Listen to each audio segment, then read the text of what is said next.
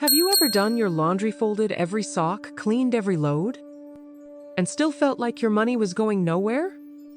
Like you were stuck in some weird loop where you're working, scrubbing, keeping things fresh, but the bills pile up and the luck never quite lands on your side. You might laugh and say, "It's just laundry. How could that mess with Feng Shui or money?" But here's the twist. In Feng Shui, laundry isn't just a chore. It's a ritual. And when done wrong, it becomes a silent leak of energy, of cash, of wealth luck that never gets a chance to build. Because every time you throw a load in at the wrong hour, or pile damp clothes in the wrong corner, or let laundry sit unfolded for days, you're not just putting off chores. You're quietly blocking the exact flow of luck and money you've been waiting for. If this kind of wisdom speaks to you, if you've ever felt like you're doing everything to stay afloat, and it still isn't flowing, thank you for being here. Feel free to hit like, subscribe, or even drop a comment below. It helps YouTube know you're part of this quiet shift. Because today, we're going deep into the 5 most common laundry mistakes that mess with your Feng Shui energy and quietly drain the abundance right out of your space. So, take a breath. Let's begin where the spin cycle truly starts, with mistake 1. Sometimes, the things that slow down our life aren't dramatic. They're just unfinished. And when left unchecked, they don't just pile up in corners, they pile up in our energy, one fold at a time. Karen Willis didn't think much about it at first. She worked full-time, raised a 12-year-old, and made dinner most nights using whatever was still edible in the fridge. She wasn't messy. She wasn't lazy. She just had a habit. Every Sunday night, after she did 3 loads of laundry, she'd toss the clean clothes into 2 baskets owned for her, one for her sonand, leave them at the end of the couch. She told herself, "I'll fold these tomorrow." But then Monday came, and Tuesday, and by Thursday, they were still sitting there clean, unfolded, slightly wrinkled, and somehow always in the way. She joked about it, called it her laundry corner of shame. But over time, something started to feel heavier. Not the clothes, the energy. It didn't hit her like a thunderstorm. It crept in like dust. She started feeling like her weeks were repeating on a loop. Work, dishes, laundry, more laundry. Every day blended into the next. Her living room looked fine, technically clean. But there was a strange, low-level stress that clung to the space. Like a hum she couldn't quite turn off. And the weirdest part? Money wasn't flowing the way it used to. Clients delayed payments. Her kid needed extra school supplies. Unexpected bills showed up like clockwork. It was like cash came in but never stayed long enough to matter. She couldn't explain it, but she could feel it. Like her home had a quiet pause button pressed down somewhere, and everything was stuck in, almost. In Feng Shui, laundry isn't just fabric. It's symbolic clutter. When it sits too long, especially clean laundry left in common areas, it becomes floating energy. Floating energy doesn't root. It doesn't nourish. It hovers. And when it hovers near the wealth corner of your home, which, for Karen, happened to be the living room where those baskets sat, it disrupts the steady flow of abundance. Instead of energy moving forward, it loops. Instead of money expanding, it recirculates confusion. It's like telling the universe, I'm not ready to finish what I started. And in Feng Shui, that's a loud signal. One that slows down wealth, delays cash, and pulls lucky flow just out of reach. Karen wasn't sloppy. She was just tired. She'd been doing everything she could to keep life moving. School drop-offs, Zoom calls, late-night grocery runs. But this one area of the unfolded laundry felt like the only place she could press pause. No judgment. No deadline. Just, not now. It was her secret pocket of control. But over time, that not now became a pattern. And the pattern started showing up everywhere. Delayed replies to important emails. Putting off opening bills. Forgetting appointments. Losing track of receipts. She wasn't failing. She was overwhelmed. And that one corner, with those baskets, reflected back something deeper. I can't keep up. The energy mirrored her life. And it mirrored how stuck her wealth was, too. Imagine walking into a hallway where every door is halfway open. Nothing's closed, nothing's complete. That's what her home felt like. Laundry wasn't just laundry. It was one more thing hanging in the middle. A to-do she could see but never quite finish. A signal to her nervous system that there's always one more task waiting. Always one more reason she couldn't fully relax. And just like open browser tabs drain your laptop battery, unfinished laundry drains the chi of a space. Especially if it sits in high-energy zones like the living room or near entryways. Karen didn't know any of this at first. She just knew the room didn't feel right. So she started Googling. Why does my living room feel heavy? Can clutter block energy? Why am I always behind on bills? That led her down a rabbit hole of Feng Shui YouTube videos. And in one clip, a woman mentioned, if you leave clean laundry unfolded for more than 3 days, it starts holding stagnant energy. That one line shifted everything. Because deep down, Karen already sensed it. She just needed someone to say it out loud. So that weekend, Karen made a quiet decision.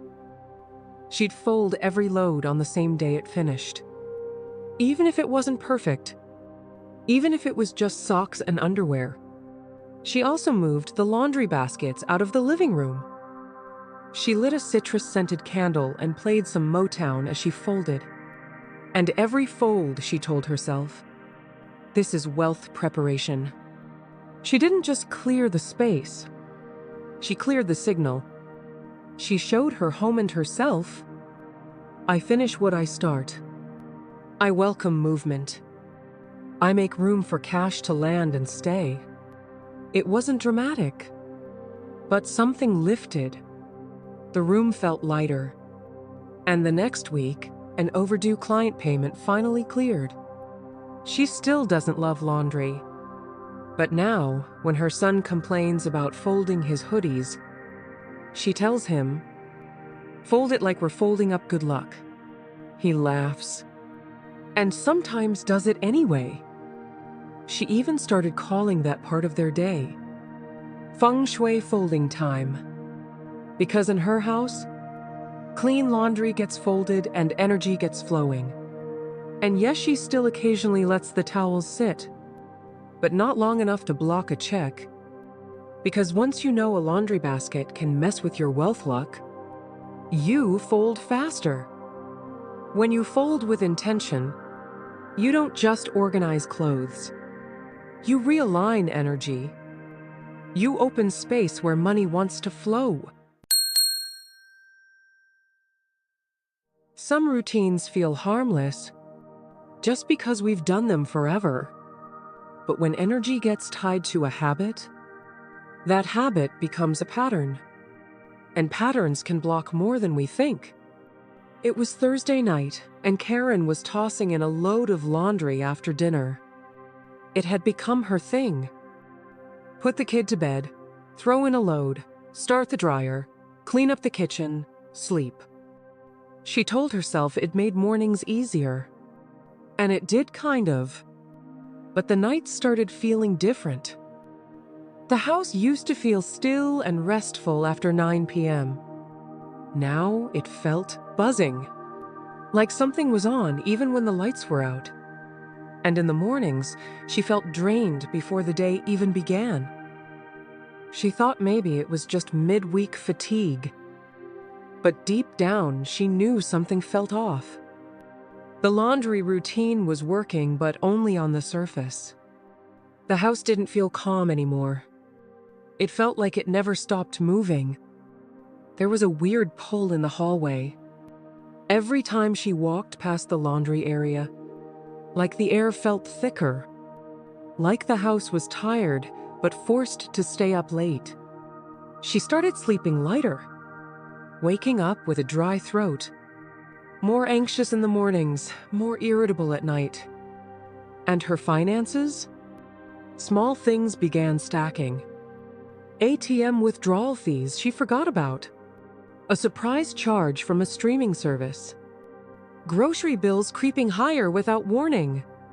It was like money was draining quietly through the cracks. One $17 mistake at a time. In Feng Shui, timing matters. Certain hours of the day carry different types of Kilif energy. And nighttime, especially after 9 p.m., is when yin energy takes over. It's soft, restful, inward. When you do laundry late at night, washing, spinning, drying, you're activating yang energy at the exact moment your home is trying to quiet down. It's like turning on a leaf blower in a library. You don't just stir noise, you scatter energy. That disruption leaks into everything. It can throw off sleep. It can muddle emotional clarity. And in Feng Shui, it directly impacts your money flow. Because cash energy loves rhythm and rest. It needs a reset to regenerate. And when your space doesn't rest, your wealth doesn't recover. Karen had been pushing herself to be efficient. Folding fast, running machines late, doing more in less time. It gave her the illusion of control. But inside, she was restless. And the house started to mirror it. There were piles she didn't remember making. A bill she thought she paid but hadn't. Half-finished to-do lists. A kind of mental static in her head that felt like she could never get quiet. This wasn't about laundry anymore. It was about rhythm. And hers was cracked. The home couldn't breathe. And neither could her cash flow. Picture a river that never pauses. Even at night, it rushes loud, fast, and wild. No rest, no reflection. Just movement. That's what her house had become. The machines weren't just spinning clothes. They were spinning the mood of the space. At a time when stillness was needed most. Laundry at night didn't save time. It stole recovery. And slowly, it changed the air inside her walls. Because in Feng Shui, what you do at certain hours echoes beyond that moment. Night is for healing. And when we push movement into stillness, we block the luck that only flows through peace. Karen didn't know any of this came from late-night laundry. Until one day, her older cousin from Florida visited for the weekend. After the second night, her cousin quietly mentioned, "Sweetie, your house doesn't know when to sleep. I can feel it. Something's always buzzing." Karen laughed it off at first. But later that night, she lay awake again, watching the dryer's blue light flicker from the hallway. That's when she searched. Is it bad to do laundry at night? And there it was. One Feng Shui article after another saying, avoid laundry during yin hours if you want to protect your home's calm, cash flow, and lucky energy. It finally clicked. She wasn't just doing too much. she was doing it at the wrong time. That weekend, she shifted the routine. No more loads after 9 p.m. She started doing smaller washes early in the morning, right after her son left for school. At first, it felt inconvenient. But after a few days, something shifted. The hallway air felt lighter. She fell asleep faster. And the mornings? More grounded, less rushed. By the end of that week, she found a $50 rebate check in the mail that she swore had been lost months ago. Was it magic? Probably not. But in Feng Shui, energy needs silence to gather. And for the first time in a while, her home had room to hold it. Now, every time she sees the washer blinking after 8:45 p.m., she says out loud, "That's tomorrow's problem." Sometimes her kid hears it and yells from his room, "Mom, Feng Shui says go to bed." And honestly, she listens. Because laundry's still a chore. But cash flow loves a house that knows when to rest. Let your house sleep, and wealth will know where to land. Sometimes what smells fresh can trap more than you think. Because in Feng Shui, scent has memory. And memory, when tangled with the wrong energy, sticks. Karen used to love the smell of her laundry. She would open the dryer and breathe in that soft, sweet spring breeze scent. It made her feel like she had her life toga thervin when she didn't. The smell filled the hallway. It made her feel like the house was trying. But after a few months, something shifted. The house still smelled clean, but it didn't feel clean. The air felt heavy, almost thick. Like the freshness had gone stale. Like something was coating the space instead of clearing it. And the weirdest part? That was also the season where her cash flow hit a weird wall. At first, she thought it was just the bills, or the school fees, or life being expensive again. But then she noticed how weighed down she felt. Every room felt like it had just a little too much. Something. The laundry was clean. The towels were soft. But nothing felt alive. It was like the house was breathing through a filter. One that muted everything good. One that didn't let luck come through all the way. It wasn't dramatic. It was subtle. But subtle is how stagnation wins. In Feng Shui, the air in your home is like the bloodstream of energy. What moves through it scents, moisture, heat either frees or clogs the qi. When you use too much fabric softener, especially the heavy synthetic kinds, you create an invisible film. It clings to clothes. It clings to towels. And eventually it clings to the air. That film holds scent, but it also holds energy. And when the energy has nowhere to go, it becomes lazy, stuck, muffled, which is terrible news for wealth flow. Because wealth energy needs space to breathe. It doesn't bloom in air that's coated. It blooms in air that's clear. So when your home is constantly filled with that sticky fake freshness, your cash flow starts feeling the same. Nice on the surface, but nowhere to land. Karen didn't even like the smell anymore. She just felt loyal to it. Like if she stopped using that blue bottle, she'd be failing as a mom, failing as a woman. It was something her mom used. And her grandma. It was part of the routine. The softener made things feel done. But that done came with guilt. And underneath that scent was a whole lot of emotional weight. Because she wasn't using it for joy anymore. She was using it to prove she still had it together. even when money was tight, even when she felt worn out. And that mindset? It was exactly what was echoing through her energy field. Fake fresh, but deeply tired. That was the new vibe. And it started blocking her lucky breaks in ways she didn't even realize. It's like putting on perfume without showering, or lighting a candle in a dusty room. Smell isn't always truth, and soft doesn't always mean open. The fabric softener was coating more than her sheets. It was covering signals. It muffled her intuition. It made her skip opportunities. It made her miss what was really going on in the energy of her space. And slowly, very slowly, it became a fog. The kind of fog that blocks not just wealth, but the desire to reach for it. Because when your energy feels dulled, your drive gets dull too.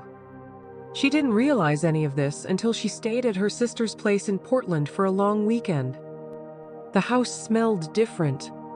Not perfumed, just aired out. Alive. Karen asked her sister what detergent she used. Her sister said, "Oh, I don't use softener anymore. That stuff clogs everything, clothes, air, skin." Karen laughed, but something clicked.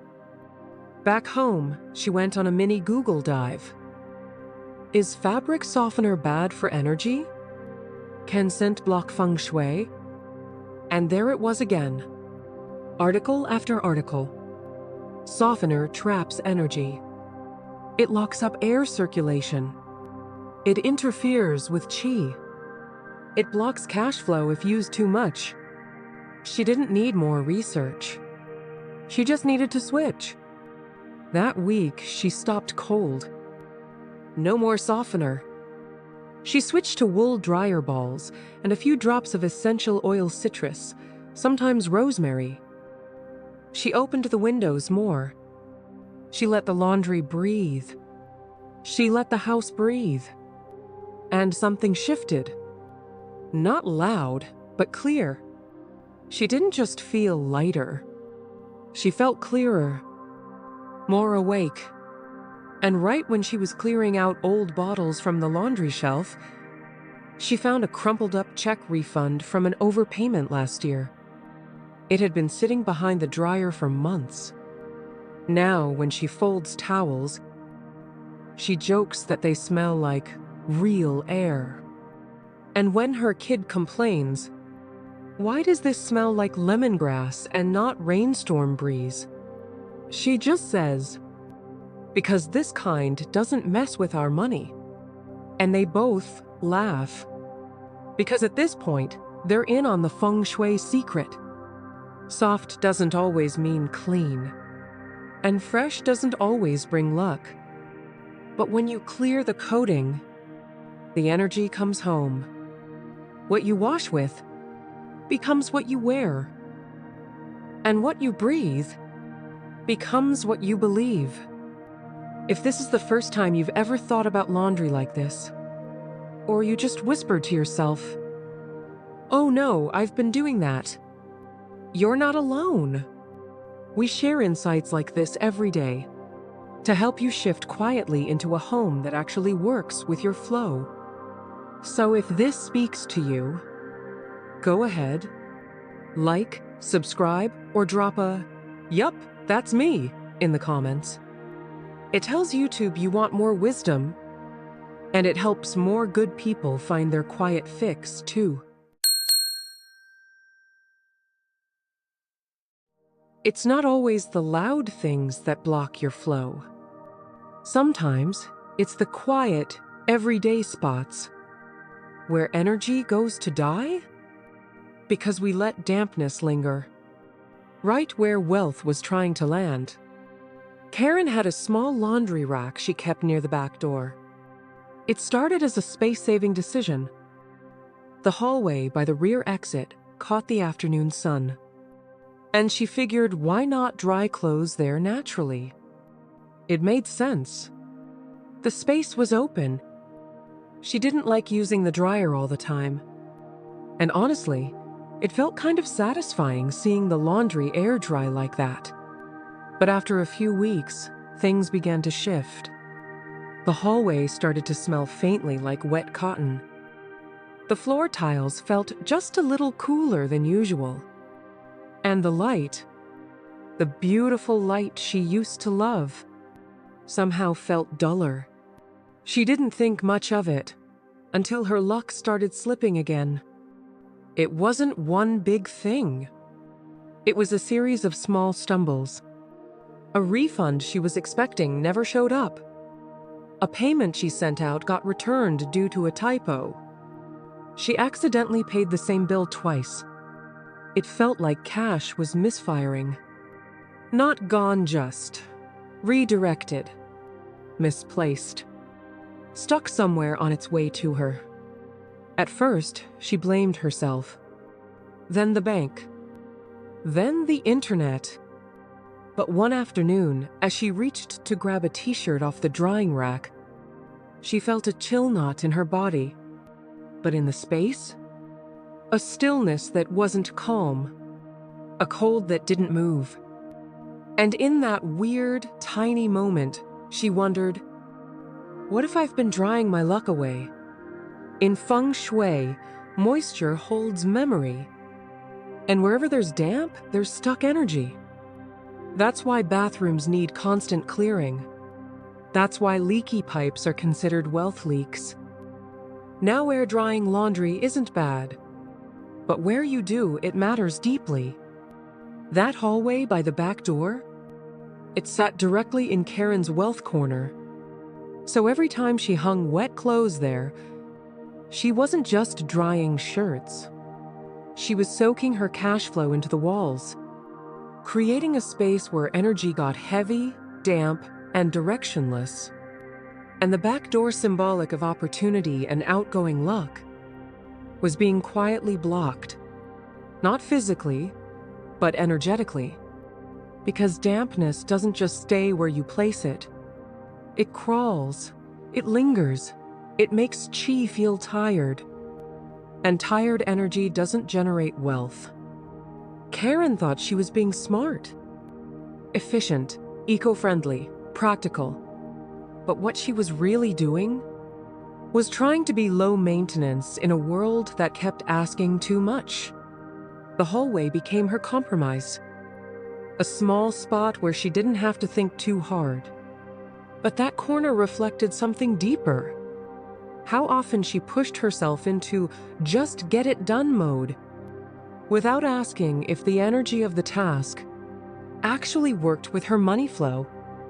She wasn't doing anything wrong, exactly. She was just on autopilot. And autopilot doesn't care about wealth. It just repeats patterns until energy collapses. It's like trying to dry your shoes inside a closet. They may look dry later, but the smell, the weight, the hidden damp, that sticks. That hallway was the same. Clean clothes, damp air, good intention, blocked result. Her laundry routine wasn't just drying clothes. It was clouding the pathway where her wealth luck was supposed to enter. And every time she opened the back door, instead of fresh movement, the air felt stale, closed, like luck walked up, peeked in, and decided, not today. Karen didn't figure this out through research. It came from a random chat at her friend Marla's house during Sunday coffee. Marla was flipping through a Feng Shui book while the kids played with blocks. She mentioned a section about the danger of invisible damp spots. Karen laughed. Dampness? Like mold? Marla shrugged. No, like wet towels hung in the wrong place. It's less about mildew and more about how moisture holds back flow. That night, Karen stood in her hallway, staring at her drying rack. And suddenly it made perfect sense. The smell, the air, the blocked payments. It wasn't just about water, it was about movement. And her hallway wasn't moving anything. Not energy, not money, not luck. She didn't do anything fancy. She just moved the rack. Now, clothes dried by a sunny window in the guest room, a spot her Feng Shui video later told her was part of the metal sector, great for clarity and circulation. She wiped down the hallway floor with a citrus-infused vinegar wash, burned a stick of Palo Santo, and whispered a quiet apology to her back door. From that day on, she didn't dry clothes near exits. She treated airflow like money's personal highway and made sure nothing blocked the lane. The shift wasn't immediate, but it was real. Within a week, the lost refund she'd almost given up on landed in her account.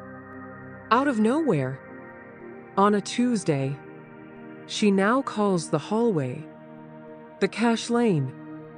Her son asked once, "Why can't we hang socks here anymore?" She told him, "Because that's where the money walks through." He didn't question it. He just threw his socks in the dryer. And now, every time she opens the back door, the air feels crisp, like it's carrying something in. Instead of pushing everything out, Karen still hangs clothes to dry. She just chooses places where the energy can breathe. Because if your wealth can't breathe, it can't stay. If your energy feels damp, your flow feels drowned. Dry with intention, and money knows where to land. Some routines feel warm, even comforting, until you realize they're cutting the very thread that connects your rest to your riches. Karen used to fold laundry on her bed. It made sense. There was space. It was warm. And folding on a soft blanket felt more peaceful than doing it in the cold hallway. Sometimes she'd throw on a podcast. Sometimes she'd fold in silence, late at night, trying to get one last thing done before sleep. It was part of her rhythm. It felt harmless, until her sleep got worse, and her money slowed down again. It started subtle. She'd wake up with a stiff neck. She started tossing more at night, and the mornings began to blur together, like she never fully landed in her own body after sleep. At the same time, weird things began happening. She forgot to follow up with a freelance client, missed a small tax deadline, and had to pay a penalty. Her son's backpack zipper broke, and she didn't replace it for 2 weeks. None of it was dramatic, but all of it shared one root. Her attention was unraveling.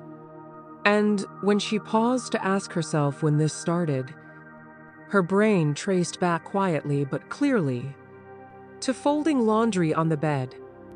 In Feng Shui, your bed is sacred space.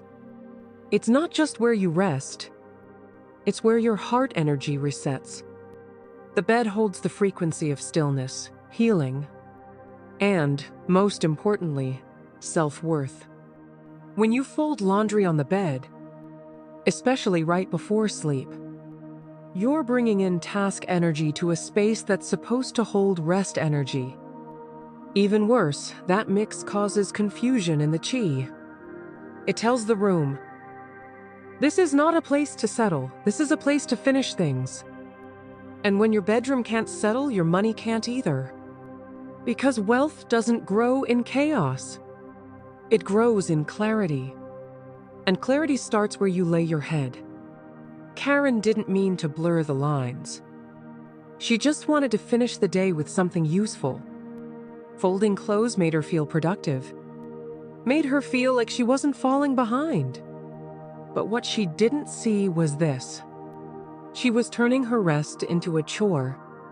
She couldn't figure out why she always felt wired after folding. or why her thoughts didn't slow down at night. And deep down there was guilt. Guilt for not doing enough. Guilt for not having a perfect home. Guilt for slowing down. So she used her bed to catch up. But every fold became a message. You're not done yet. You haven't earned rest yet. That energy bled into everything. And the cash flow? It reflected that same emotional posture. Not yet. Almost. Maybe later. Imagine trying to cook dinner on your pillow. Imagine sorting receipts in your bathtub. Some things don't mix. Not because they're wrong, but because they confuse the energy of the space. The bed isn't a surface. It's a signal. One that tells your nervous system it's safe. One that tells your money energy you're ready to receive, not chase. But Karen was folding, calculating, tasking. On the one place, her chi was supposed to recharge. And her body felt it. Her luck felt it. Her space felt it. And slowly, it started to block the exact thing she needed. Ease.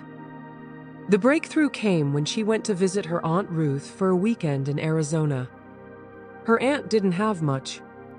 But her bedroom? It was a full vibe light, calm, always cool to the skin. Karen asked where she folded clothes. Ruth replied, "Kitchen table or nothing. Your bed's where you put the day down, not carry it in." That sentence stuck with her the whole drive home. Karen didn't even look up articles. She didn't have to. That one weekend, she'd slept better than she had in months. And she hadn't touched a single sock on a bed. She made one small change. From then on, laundry got folded in the living room next to the sunniest window. She played soft music, sometimes lit a stick of incense, and always made sure the bed stayed untouched. The first night she did that, she slept 8 full hours. No waking. No replaying mental lists at 2 a.m. And that week, a freelance gig she thought was canceled came back with a bigger budget than expected. Not magic. Just Feng Shui. Just energy getting back into rhythm. She even started calling her bed the no-chore zone. Because sometimes the most powerful thing you can do for your wealth is to protect the place where your energy heals.